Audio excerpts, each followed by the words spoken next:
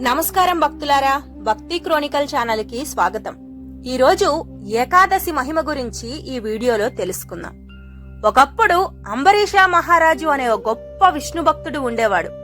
ఆయన ప్రతి నెల ఎంతో భక్తి శ్రద్ధలతో ఏకాదశి ఉపవాసం ఆచరించేవాడు. ఒకసారి ఏకాదశి ఉపవాసం చేసిన తరువాత ద్వాదశి రోజు పారాయణం చేయడానికి సిద్ధమయ్యాడు. అప్పుడే అక్కడికి దుర్వాస మహర్షి వచ్చారు. మహారాజు వారిని గౌరవంగా ఆహ్వానించి భోజనం చేయమని కోరాడు. దుర్వాస మహర్షి ముందుగా నదిలో స్నానం చేసి వస్తానని వెళ్లిపోయారు. కాని చాలా సమయం అయిపోయింది.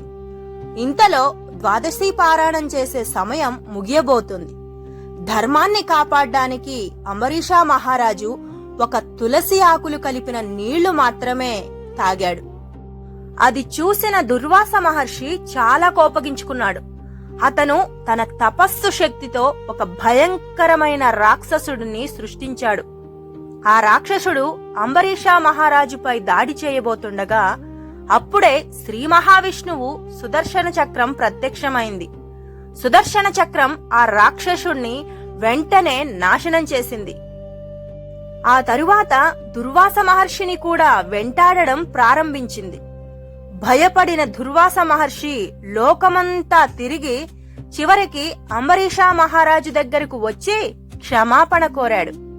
అప్పుడు అంబరీష మహారాజు విష్ణువును ప్రార్థించగా సుదర్శన చక్రం శాంతించింది.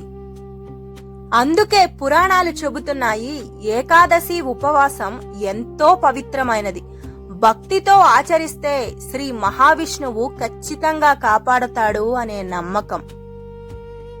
ఈ ఏకాదశి రోజున ఉపవాసం ఉండి విష్ణు సహస్రనామాన్ని పారాయణం చేయడం వల్ల ఎన్నో శుభ ఫలితాలు కలుగుతాయని భక్తుల విశ్వాసం.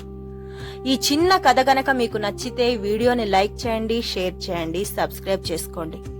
తిరిగి మరో అద్భుతమైన కథతో మళ్లీ దివ్యమంత్ర సాధనలో కలుసుకుందాం. ఆ మహావిష్ణువు ఆశీర్వాదం ఈ వీడియో చూసిన ప్రతి భక్తుడిని ఆశీర్వదించాలని ఆ మహావిష్ణువుని మనస్ఫూర్తిగా కోరుకుంటున్నాను. Thanks for watching my videos.